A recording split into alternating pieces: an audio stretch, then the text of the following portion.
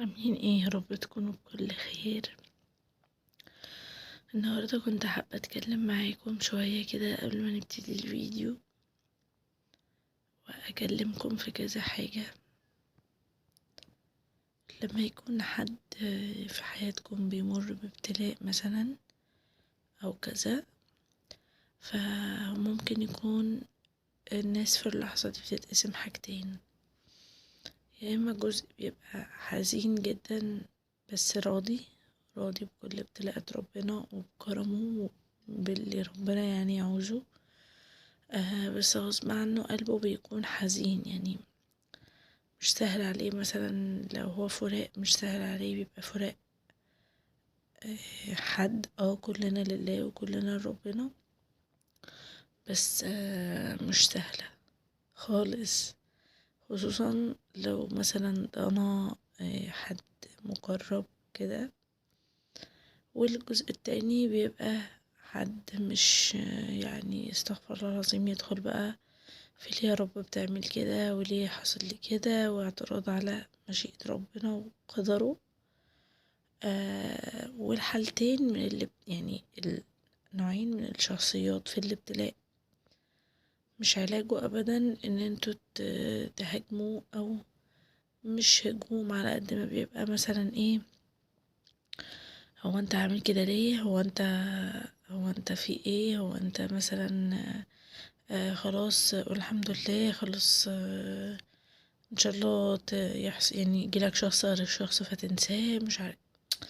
فاهمين؟ جمل من الجمل دي كلها انتوا بتبقوا حتى لو انتوا معتقدين ان انتوا بتصبروه، فانتوا بتتعبوه اكتر، لان هو في اللحظة دي بيحس ان ده فعلا الحاجة دي مش بتاعتي، دي فعلا الحاجة دي مش معايا.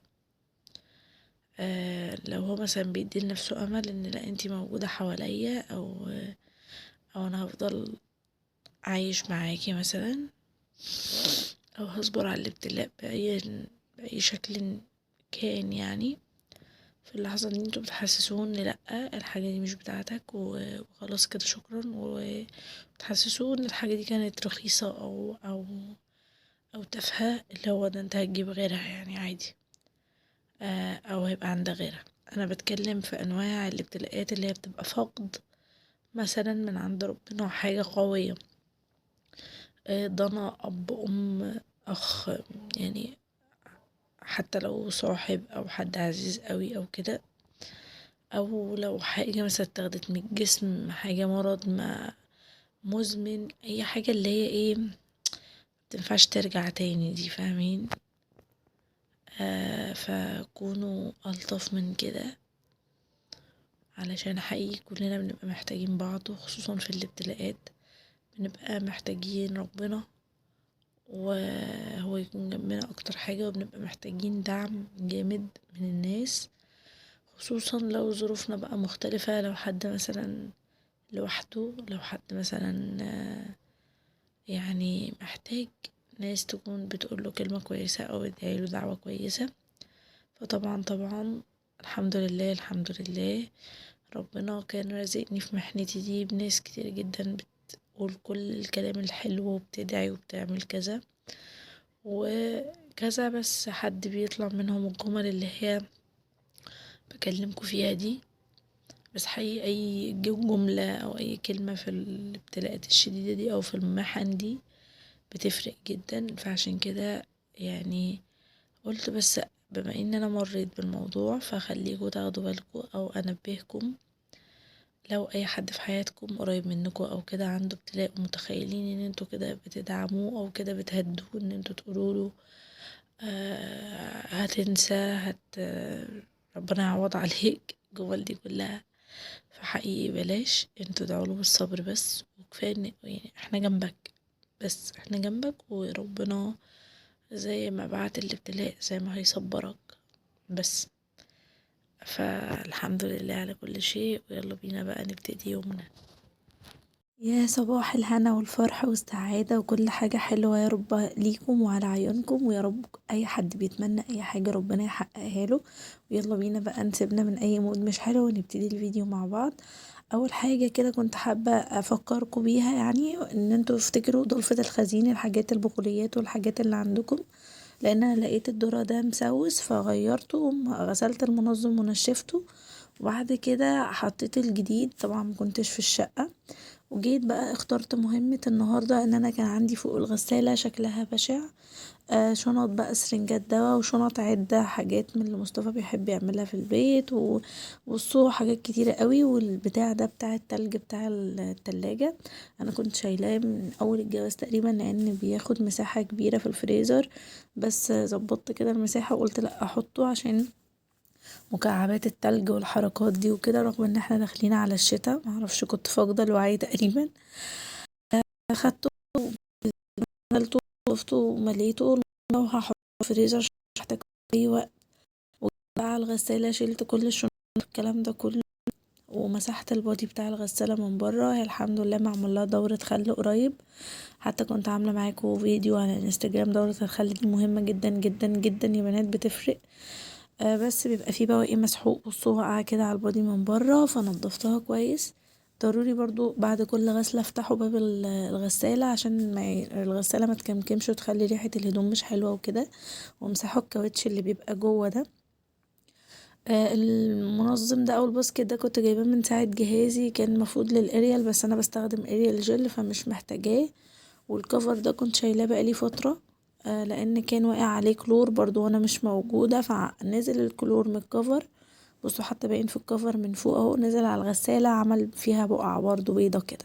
فكنت شايلاه غسلته ونشفته تمام، وجيت ركبته تاني. شكله بحبه يعني، مش معترضة. وكنت بوريكم هنا بقى المعطرات عشان سألتوني كتير على انستجرام عايزين معطر حلو وكذا.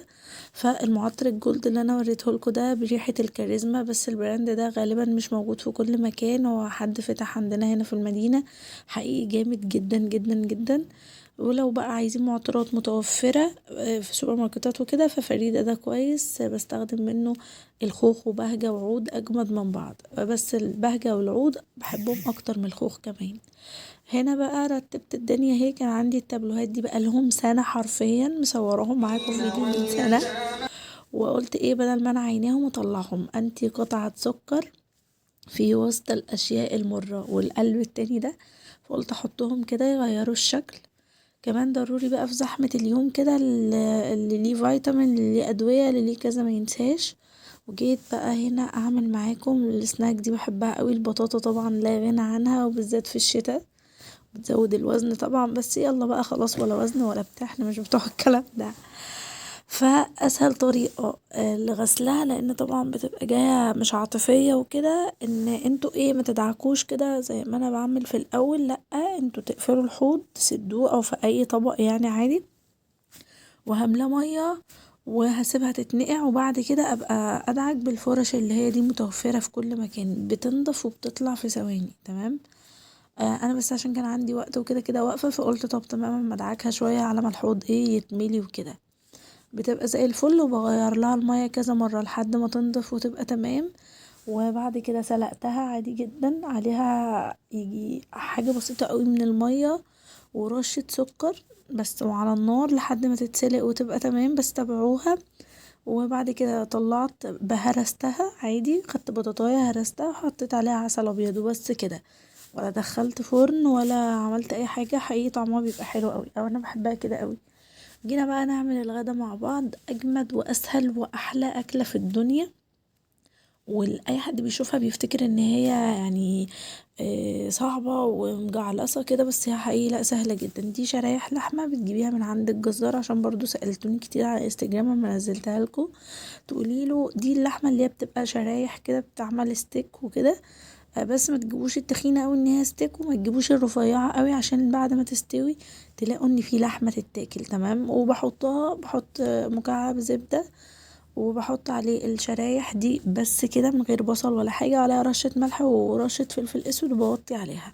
تقدروا بعد ما تخلصوها وتستوي، بتستوي بسرعة جدا، تحطوا اي خضار يستوي في الصوص بتاعها بيطلع جامد جدا. وعملت معاها رز بسمتي برضو بظبطه، بيبقى سهل جدا بالنسبة لي، اسهل زي اي اكل عادي.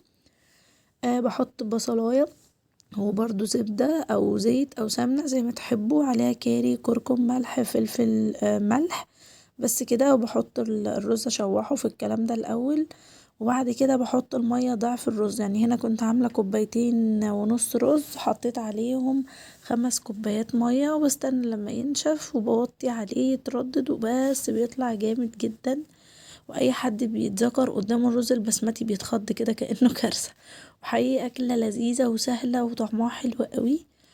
فجربوها ان شاء الله هتعجبكم، ويا رب يكون فيديو النهاردة استفدتوا منه وعجبكم. ويلا اشوفكم على خير.